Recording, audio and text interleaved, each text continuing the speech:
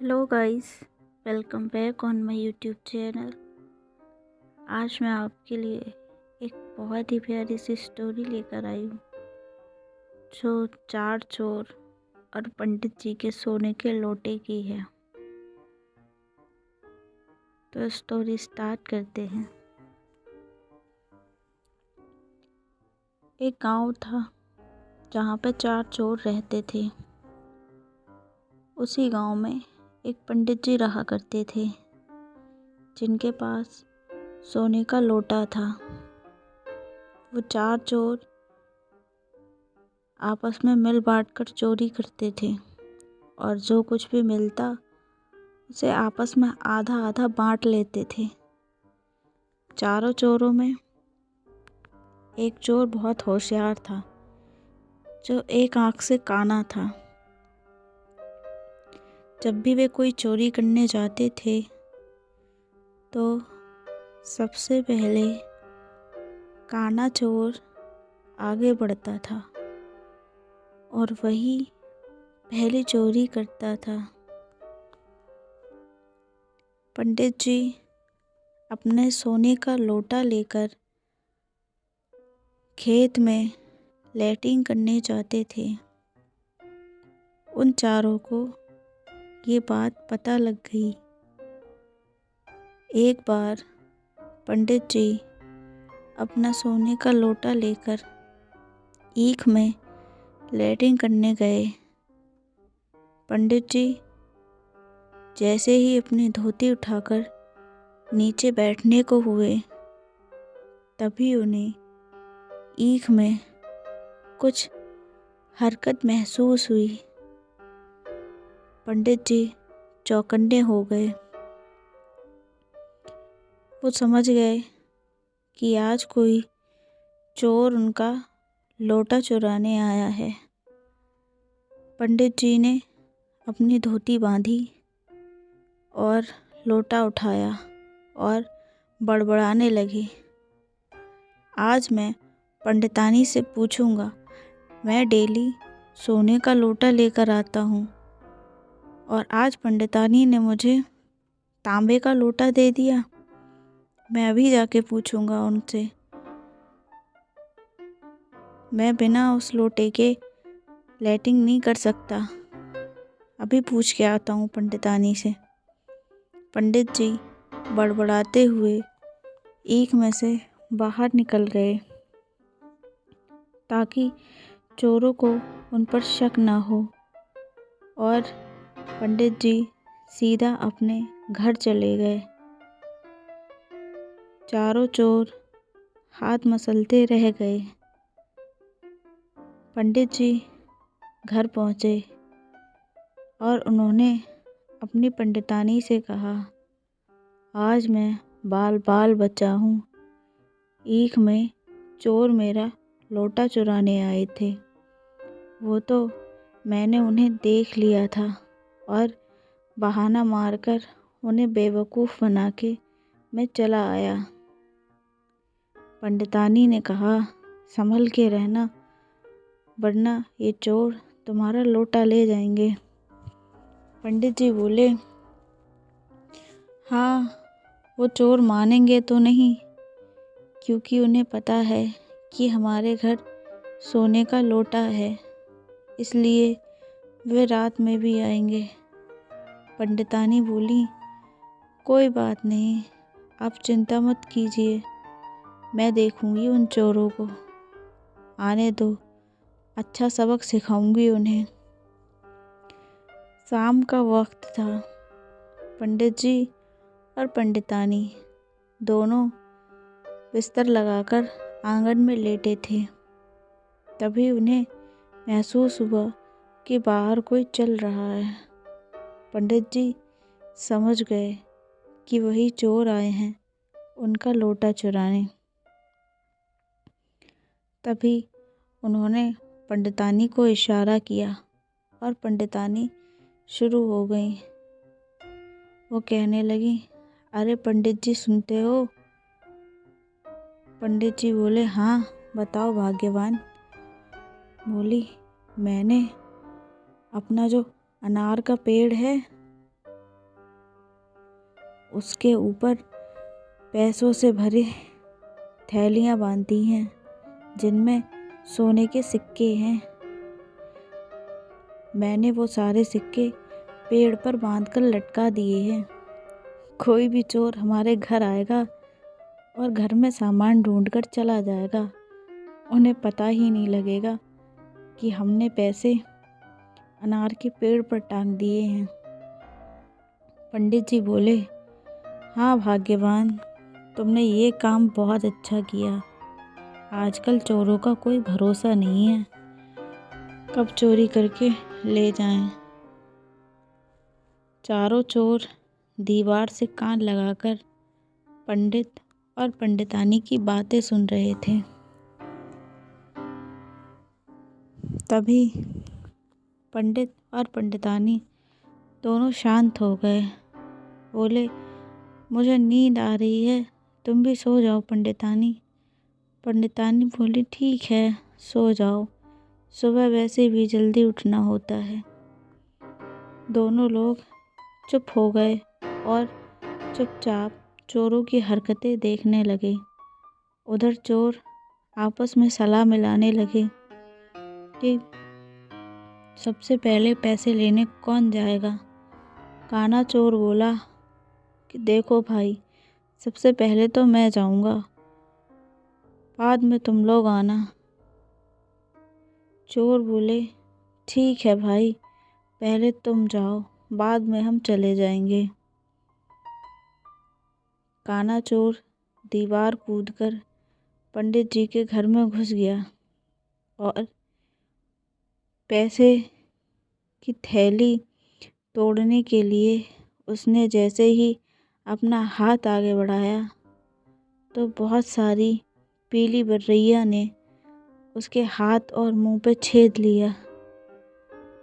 बेचारा दर्द से कराह उठा, लेकिन चिल्लाया नहीं और चुपचाप वापस आ गया।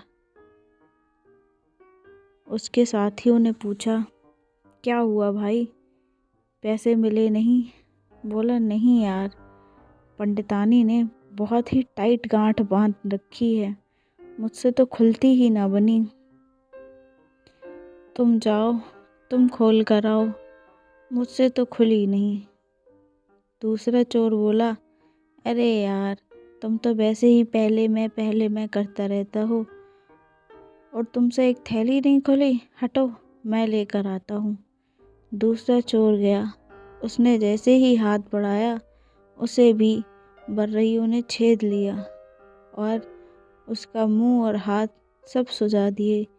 वो भी चुपचाप आकर बैठ गया।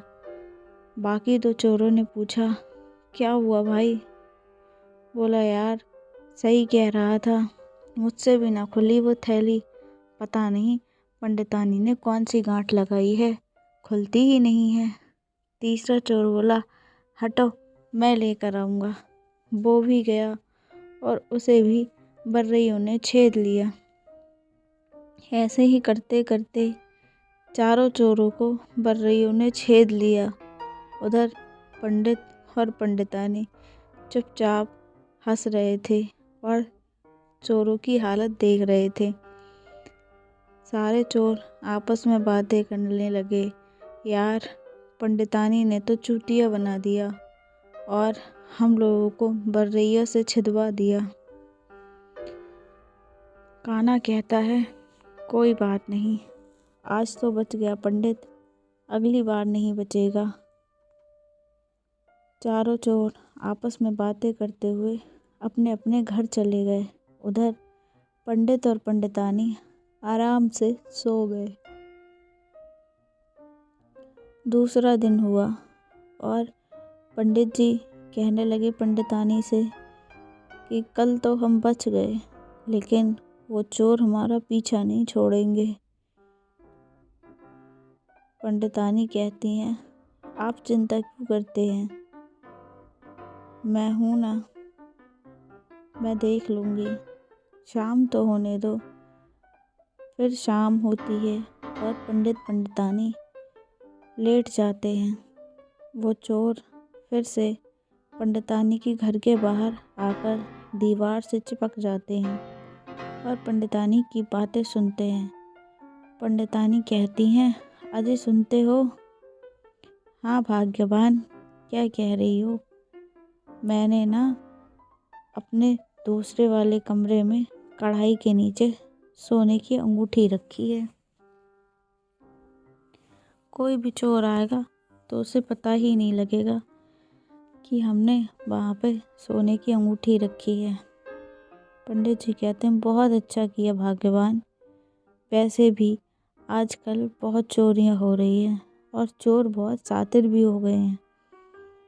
हाँ पंडित जी, इसीलिए तो मैंने कढ़ाई के नीचे छुपा कर रखी है अंगूठी। किसी को पता भी नहीं चलेगा कि यहाँ अंगूठी भी हो सकती है। पंडित जी कहते हैं, बहुत अच्छा किया तुमने। चलो अब सो जाओ, सुबह मुझे पंडिताई के लिए भी जाना है।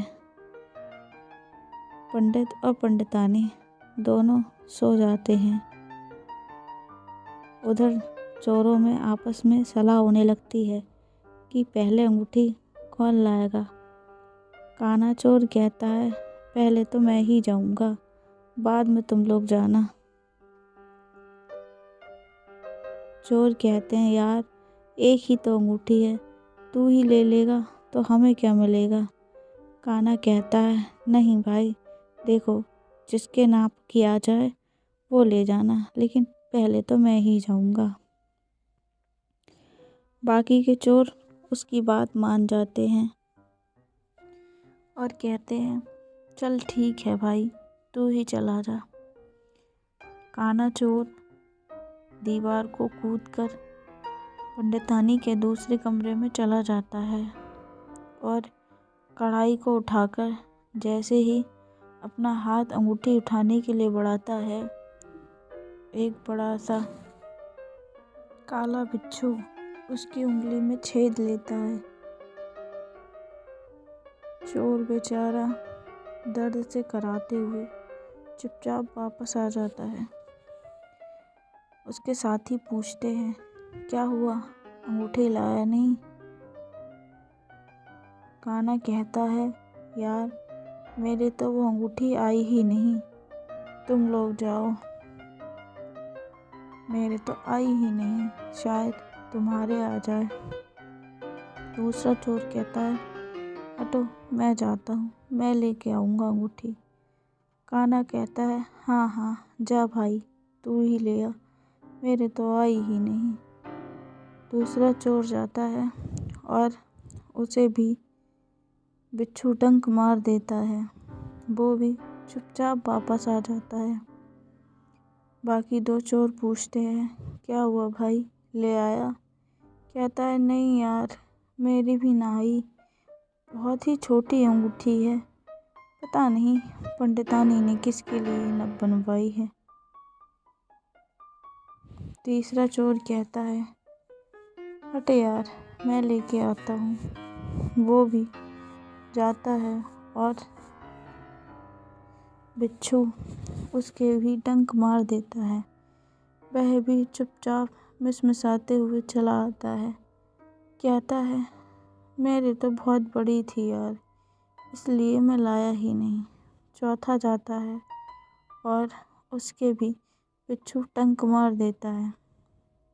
वो भी चुपचाप चला आता है। चारों चोर परेशान हो जाते हैं और दर्द से कराहते हैं। कहते हैं, ये पंडित बहुत ही चालाक हो गया है, हर बार हमें चूतिया बना देता है। अगली बार देखते हैं इसे, हम छोड़ेंगे नहीं जब तक इसका लोटा नहीं चुरा लेते। चारों चोर आपस में बातें करते हुए अपने अपने घर चले जाते हैं।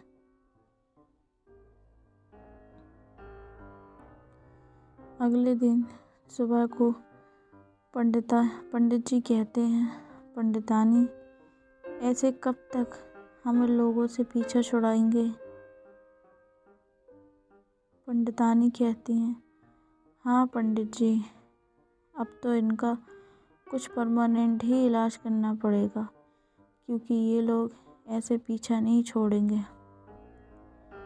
पंडितानी कहती हैं, आप चिंता मत कीजिए, मैं इन लोगों को देखती हूँ। पंडितानी अपने घर में एक बड़ा सा गड्ढा खुदवाती हैं और उसके ऊपर हल्की सी पन्नी डाल देती हैं ताकि गड्ढे का पता न लगे। शाम होती है और पंडित पंडितानी आपस में बातें करती हैं। पंडितानी कहती हैं, अजी सुनते हो? पंडित जी कहते हैं, हाँ भाग्यवान, बताओ क्या कह रही हो? पंडितानी कहती हैं, मैंने ना अपना जो 3 नंबर वाला कमरा है उसमें सोने से भरे घड़े गाड़ दिए हैं ताकि कोई चोर उनकी चोरी ना कर सके। चारों चोर दीवार से सटे हुए पंडित और पंडितानी की बातें सुन रहे थे। पंडित जी कहते हैं, हाँ भाग्यवान, ये काम तो तुमने बहुत अच्छा किया है। चोर वैसे भी बहुत शातिर हो गए हैं और हमारे पास इतना माल है, अगर चुरा लिया तो हम तो कंगाल हो जाएंगे। पंडितानी कहती हैं, आप फिक्र मत करो, किसी को कानो कान खबर तक नहीं होगी कि हमने अपना सोना ज़मीन में गाड़ रखा है। ऐसे ही बातें करते करते पंडित पंडितानी शांत हो जाते हैं। काना कहता है, यार मैं घर जा रहा हूँ। बाकी चोर कहते हैं, क्यों, क्या हुआ? कहते हैं, अरे यार ज़मीन में गड्ढा खोदना पड़ेगा ना, तभी तो मटके मिलेंगे।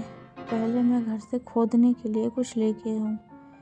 काना भागता हुआ जाता है और अपने घर से खुरपी लेकर आता है और कहता है, पहले तो मैं जाऊँगा, बाकी बाद में तुम लोग जाना। पंडित जी कहते हैं, ठीक है। चोर कहते हैं, ठीक है। अब चोर पंडित जी के घर में कूद जाता है और जैसे ही वो 3 वाले कमरे में बढ़ता है, धाड़ से वो उस गड्ढे में गिर जाता है और उस गड्ढे में पानी होने की वजह से वो उसमें डूब के मर जाता है। दूसरा चोर कहते हैं, बहुत देर हो गई, अभी तक नहीं आया, सारा माल क्या खुद ही खोद लेगा, हमारे लिए कुछ छोड़ेगा या नहीं? दूसरा कहता है, मैं भी जाता हूँ, देख के आऊँ ये काना कर क्या रहा है। दूसरा चोर जाता है और वो भी उसी गड्ढे में गिरकर मर जाता है। फिर तीसरा जाता है और वो भी मर जाता है। चौथा वाला कहता है, यार ये तीनों अकेले ही सब ले लेंगे, मेरे लिए कुछ नहीं छोड़ेंगे, मैं भी जाता हूँ। चौथा चोर भी जाता है और वो भी गड्ढे में गिरकर मर जाता है। पंडित और पंडितानी सुबह को उठते हैं तो देखते हैं चारों चोर गड्ढे में पड़े हैं। पंडित जी बड़े परेशान होते हैं, कहते हैं कि ये तो चारों मर गए, अब हम क्या करें? पंडितानी कहती हैं, आप फिक्र मत करो। तभी एक कबाड़ी आता है जो कबाड़ बेचता है। पंडित जी उससे पूछते हैं, एक बात बताओ, तुम दिन भर में कितना कमा लेते हो? वो कहता है, मैं दिन भर में 1 बोरी अनाज कमा लेता हूँ। पंडित जी कहते हैं, ठीक है, हम तुम्हें 1 बोरी अनाज देंगे, क्या तुम हमारा एक काम करोगे? हमारी बोरी है जो तुम्हें वहाँ तालाब में डाल कर आनी है। कहता है, ठीक है, मैं डाल आऊँगा। पंडित जी सारे चोरों को बोरियों में भर के और सफ़ेद कपड़े में लपेट देते हैं। वो कबाड़ी एक चोर को लेकर जाता है और पानी में फेंक आता है। जब वो वापस आता है तो पंडित जी दूसरा उसके रिक्शे पर लाद देते हैं। वे जाता है, उसे भी फेंक आता है। तभी पंडित जी तीसरे वाले को भी उसके रिक्शे पर लाद देते हैं और वह तीसरे वाले को भी फेंक आता है। कबाड़ी वापस आता है तो चौथा फिर तैयार होता है। कबाड़ी कहता है, पंडित जी आप मुझे एक रस्सी दो और एक खूंटा दो। पंडित जी कहते हैं, क्या हुआ भाई? कहते हैं, मैं बार बार इसे फेंक के आता हूँ और ये मुझसे पहले आकर तुम्हारे घर पहुँच जाता है। मैं अब इसे बांध के डाल के आऊँगा ताकि ये तुम्हारे घर तक ना पहुँचे। मैं बार बार मेहनत कर रहा हूँ और ये बार बार मुझसे पहले आ जाता है। पंडित जी उसे रस्सी और खूंटा दे देते हैं और कबाड़ी उस लाश को बांधकर खूंटा गाड़ के आता है। जब वो रास्ते में आ रहा होता है तब वह देखता है कि सफ़ेद कपड़े पहने एक आदमी जा रहा होता है और कबाड़ी उसके पीछे भाग दौड़ता है। कहता है, ये फिर से वापस आ गया, मैं इसे छोड़ूंगा नहीं, और उसका पीछा करता है। तभी पंडित जी उसे रोकते हैं। कहते हैं, अरे भाई तुम्हारा काम हो गया, अब तुम अपना एक बोरी अनाज लो और अपने घर को जाओ। पंडित जी उसे अनाज देते हैं और उसे उसके घर भेज देते हैं। इस तरह पंडित जी का उन चोरों से पीछा छूटता है। तो फ्रेंड्स, कैसी लगी आपको स्टोरी? कमेंट बॉक्स में ज़रूर बताना, और आपको किस तरह की स्टोरीज़ पसंद हैं मुझे ज़रूर बताना। वीडियो अच्छी लगे तो लाइक करना और कमेंट करना, और जिन लोगों ने मेरा चैनल सब्सक्राइब नहीं किया है वो मेरे चैनल को सब्सक्राइब कर लो। ऐसी ही प्यारी प्यारी सी स्टोरीज़ लाती रहूँगी। तब तक के लिए बाय, टेक केयर। मिलते हैं नेक्स्ट स्टोरी के साथ।